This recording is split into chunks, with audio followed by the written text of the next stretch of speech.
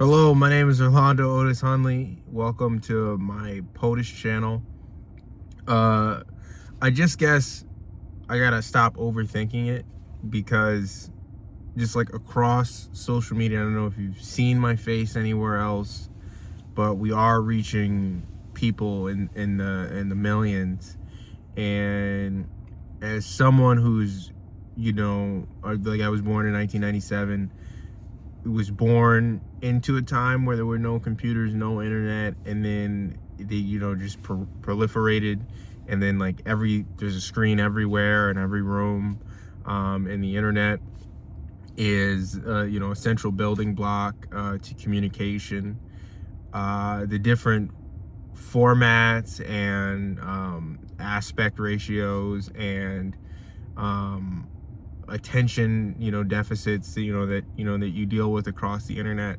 Fundamentally, one of my favorite is this middle-ranged content where you speak for 10 minutes and then you give that person like 10 minutes of information, 10 minutes of something that they could do, a burst of an exercise, so many other things. But one of the things that I guess I wanted to start out on this channel, reigniting the POTUS channel that I have here, is fundamentally that there are a series of trauma-based things going on in the news right now. And for so many people who find themselves commenting on political stuff that's going on, and they combine it with this sort of shaming, when in reality, I mean, the indifference is the greatest untapped potential. And I think, me as a political scientist, me as a historian, me as someone who spreads information and art through this way, it's about how do you chip away at that indifference. And I'd like to say that I don't think I've ever really had success, meaningful success, chipping away at this indifference with shame.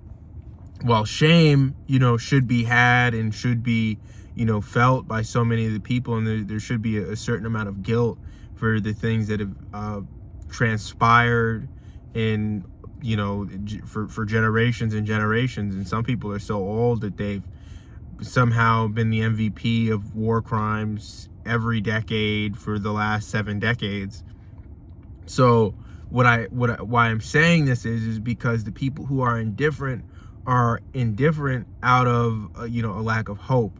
So when you go and you approach these people with shame, as if, oh, the silence in this moment is deafening, well, not everyone communicates the same way, not everyone learns the same way. And the sort of, we have to pair hope with grace. There has to be a certain amount of grace for people.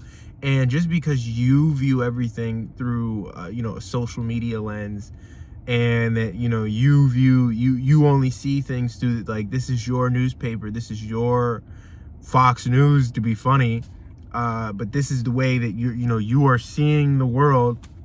I do believe that it just be if you want people to be changed, you want people to be inspired, you want people to make a difference, to find themselves immersed in the action that you think that you are taking, and seeing the pathway that that you are either paving or walking and living in. You're gonna want to approach them with a certain amount of grace. You're gonna be wanting to be existing in your own light.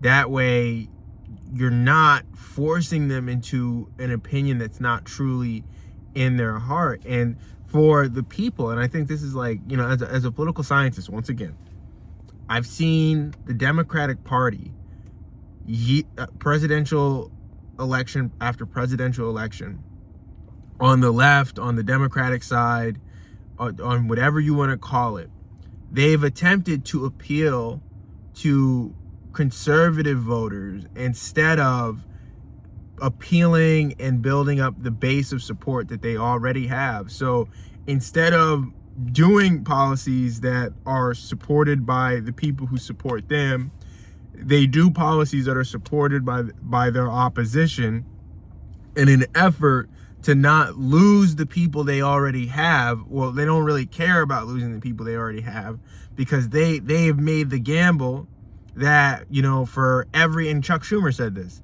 for every you know, like urban or, you know, rural person you lose, you'll pick up 2 or 3 in the suburbs.